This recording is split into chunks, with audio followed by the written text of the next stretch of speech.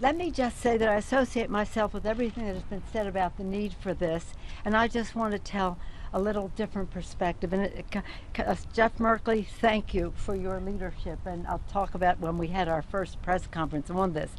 But first I want to acknowledge Sarah McBride, our member of Congress from Delaware, and she's a pioneer in Congress as well.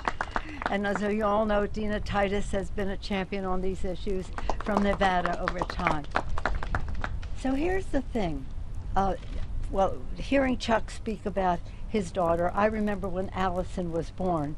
So to hear him talk about her with such pride in her marriage, her baby, and her babies, another baby to come, is an emotional thing for me. But just think of how valuable that is to us in this cause. Mark Takano, I heard your speech as I was coming. Our great leader, the House Democratic Whip, Catherine Clark, is now with us as well. So here's the thing. Go back a few years, and when Tammy was speaking, she was talking about how to get the votes and the mobilization involvement. But go back a few years. We had 4 things we were going to do. 4 things we were going to do. We were going to have a fully inclusive Hate Crimes Act. We were going to have ENDA, Ending Discrimination in the Workplace. We were going to have marriage when that became a court issue too. And we had a number of things, including the repeal of Don't Ask, Don't Tell. In the course of that, folks said, why are we doing ENDA? Why are we doing ending discrimination in the workplace? Let's do the whole kit and caboodle, hence the Equality Act. It was a challenge because it involved the Civil Rights Act and the rest, and those who were very protective of it, and rightfully so because of certain things that go on around here that we didn't want to interfere with what protections were already in the law. But John Lewis, remember Senator Merkel? He stood with us, right, Mark? He stood with us at that first press conference. He said to the Black Caucus, it's long overdue. The time is now. We cannot wait. This is it. And that was such a remarkable, okay, right, Mark? It was such a remarkable occasion. So we went from ENDA to equality in every aspect, and that's exactly what we should have done. So I just wanted to put it in perspective for you.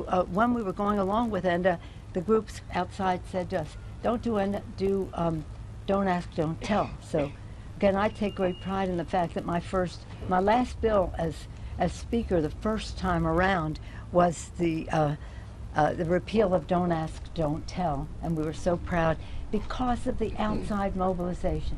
So I want to salute our friends from the outside because this is, I know you'll be hearing from Jay Brown and Olivia Hunt, but the outside mobilization made all the difference, as Tammy described in her comments. That made all the difference in the world, telling people's experience with their own families and just the support that grew and grew and grew. So hopefully, springing from this introduction, let me just say, Senator Merkley has been such a champion, relentless, persistent, constant on all of this, and I salute you for your leadership and always look to you for guidance on this, on other issues as well. So that's why I'm here again to say, let's get it done. I don't know what the prospects are now, but I do know that we're going to win the House. I know we're going to win the House, hopefully the Senate. We're going to win in a short period of time. It will be clear to them, and maybe they'll be more receptive to doing what the right thing is. Now, the next speaker that I'm going to yield to spoke on the floor for, what, 20, let me read to get it exactly right. 20, how long was it, Convoca? 25 hours. I had the record in the House for over 8 hours. Of course, I had on spike heels, and and we can't yield, but nonetheless, 25 hours, a record that an African-American leader could replace the record there above. What would you call him? Segregationist. Segregationist. That's as gentle a word as we can use right here, I guess. So I'm so glad that I'm going before him, because you never know how long he's going to talk. But thank you, Cory Booker, for your leadership, and I'm pleased to yield to you.